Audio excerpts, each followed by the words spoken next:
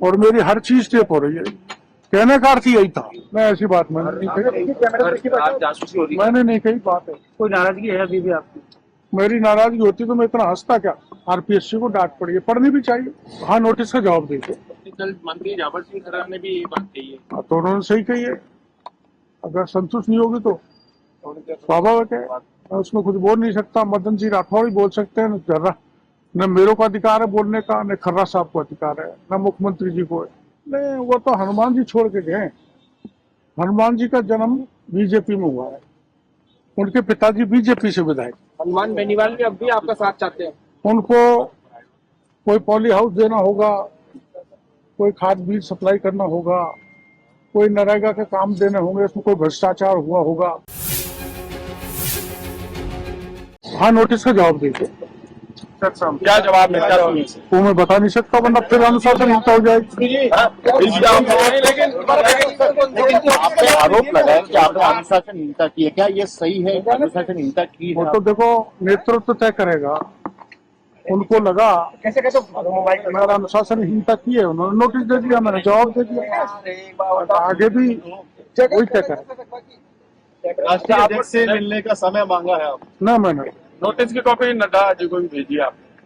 मैं वो तो प्रदेश अध्यक्ष ही भेजे थे। नीचे करो। प्रदेश अध्यक्ष जी को मैंने कल जवाब दिया। अच्छा साहब, क्यों आई सारी नौबत? ये कांग्रेस लगातार हंगामा करती रही सदन में, 7 घंटे तक खड़े रहकर उन्होंने हंगामा किया।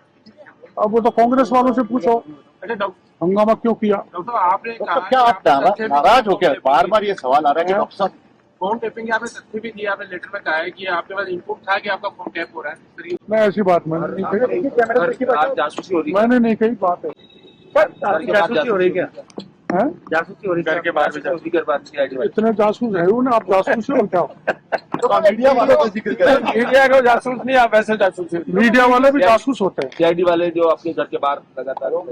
अरे माइक नीचे करो। अच्छा,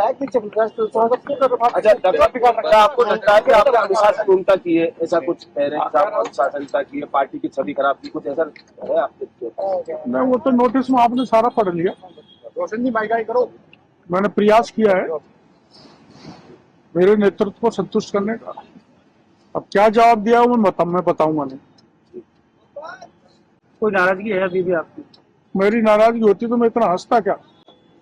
नहीं, तो बार बार वीडियो में आपने कहा कि भाई मेरे फोन टेप हो रहे हैं, मेरे ऊपर निगरानी रखी जा रही है। वो तो आपने बोला ना पीढ़ी द्वारा। तो ये जो अब आप मेरी सारी चीज टेप कर रहे हो, आप सब मेरे पे निगरानी रख रहे हो कि नहीं रख रहे, और मेरी हर चीज टेप हो रही है। कहने का अर्थ यही था। डॉक्टर साहब, आप समय समय पे मुद्दे उठाते नहीं तो आगे जारी रहेगा ये इस नोटिस की बात, या पार्टी फॉर्म पे ही अपनी बात रखी? मैं पार्टी देखो पावर में है, और सदा आपने देखा होगा पहला हमारे राज्य में पहला धरना हुआ था आरएस की परीक्षा पोस्टपोन में, जो यूनिवर्सिटी में धरना किया था। तो हम मंत्री रहने के बाद भी उनके पास मिलने गए थे और मुख्यमंत्री जी को कहा था, तो आंदोलनकारी की बात मानी, परीक्षा पोस्टपोन कर दी। तो जनता से तारतम्य रखते हुए मुद्दों का समय पर सरकार समाधान करती है। और आप जानते हो हम तो सत्ता में, तो ऐसी कोई बात है ही नहीं आंदोलन करें। आरपीएससी वाले मुद्दे पे कोर्ट ने आरपीएससी को और एसओजी को फटकार लगाई। वो मामला सब जुडिस है, तो मैं बोल नहीं सकता, कोर्ट का मामला है।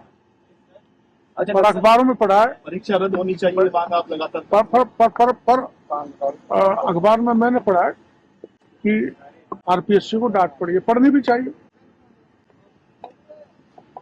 और आगे बढ़ के मैं कहूंगा डांट नहीं, आरपीएससी ने जो गलती की है, आप 5-6 साल से देख रहे हैं, तो आप जानते हैं कि उसको भंग तो नहीं कर सकते। एक बार पायलट साहब ने बात उठाई थी उसको भंग किया जाए, लेकिन उसकी रीस्ट्रक्चरिंग हो सकती है।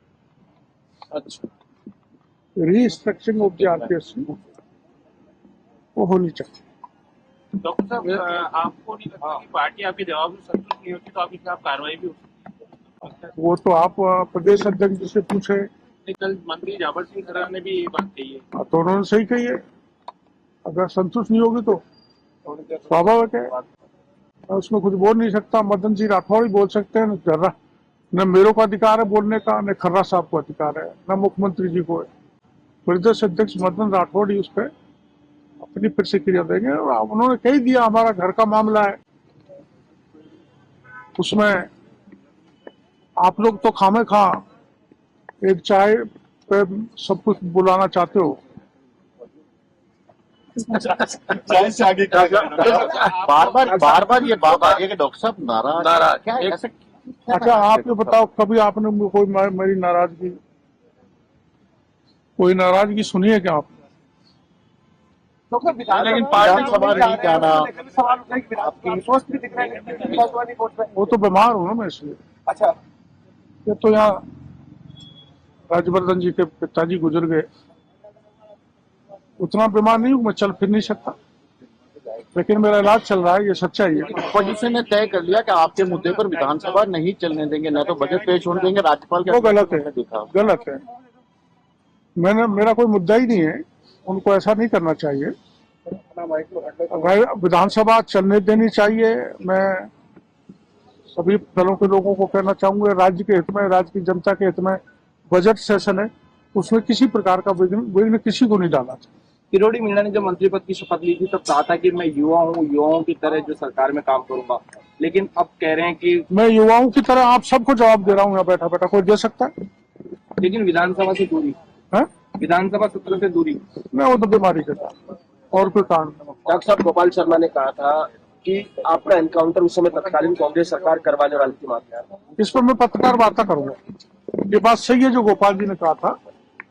उस राज्य में इनकाउंटर के आदेश 2 MLA जो ज्यादा आंदोलन करते थे जनता के मुद्दों को लेकर, हरीश जी शर्मा जो खानपुर से थे और मैं उस समय महुआ से था, तो उस समय के मुख्यमंत्री ने, सरकार ने, क्योंकि मैं आपको पता होगा 1.5 महीने तक सिविल लाइन को घेरे बैठा रहा था 5000 मजदूरों को लेकर, तो उन्होंने ऐसा कहा था और भैरव सिंह जी ने बुला के हमको बताया था, और भैरव सिंह जी ने उस समय के DIG सिक्योरिटी को चेतावनी भी दी थी। उसके गवाही अपने गोपाल शर्मा थे, उस समय पत्रिका में थे, 1-2 अधिकारी और थे, उनका नाम भी मैं एक पत्रकार वार्ता बुला के आप लोगों को बताऊंगा। ये सच बात थी कि वो हमारा एनकाउंटर करना चाहते थे उस समय। डॉक्टर साहब, आप मंत्री हैं, ठीक है, और आपको नोटिस दिया बीजेपी प्रदेश अध्यक्ष ने, क्या सरकार को आपसे जवाब नहीं मांगना चाहिए था, या बीजेपी प्रदेश अध्यक्ष ने मांगा तो पार्टी के पदाधिकारी भी नहीं आ पाए? देखो, संगठन सत्ता से ऊपर होता है, तो कोई कितना ही बड़ा आदमी हो हमारे पार्टी में, कोई मंत्री हो, वो कोई महत्व नहीं रखता। संगठन का मुखिया ही महत्व रखता है, तो संगठन के मुखिया ने वो नोटिस दिया है। सरकार बड़ी नहीं है संगठन से, मेरी मान्यता है और हमारी पार्टी की ना। सर, हनुमान बेनीवाल ने कहा है कि किरोड़ी मीणा जी ने मेरा उस वक्त साथ छोड़ दिया, वो आज साथ होते तो ऐसी नौबत नहीं आती। नहीं, वो तो हनुमान जी छोड़ के गए। हनुमान जी का जन्म बीजेपी में हुआ है, उनके पिताजी बीजेपी से विधायक। मैं तो लौट के वापस आ गया मेरे घर में, तो हनुमान जी को मैंने कहीं नहीं छोड़ा। और बाकी वैसे मुद्दे हैं जो जनहित के, हमारी पार्टी, हमारी सरकार हनुमान जी के साथ है, हर किसी विधायक और MP और मंत्री के साथ। लेकिन हनुमान बेनीवाल भी आपका साथ चाहते हैं? हनुमान बेनीवाल भी अब भी आपका साथ चाहते हैं? उनको कोई पॉली हाउस देना होगा, कोई खाद बीज सप्लाई करना होगा, कोई नरेगा के काम देने होंगे, उसमें कोई भ्रष्टाचार हुआ होगा, उसकी जांच कराएंगे, सहयोग करेंगे। क्या विभागीय सरकार की दृष्टि से कोई सहयोग देना होगा, उसमें कोई राजनीति नहीं होगी, किसी भी दल का व्यक्ति हो, उसके विकास के काम कराएंगे, सहयोग करेंगे।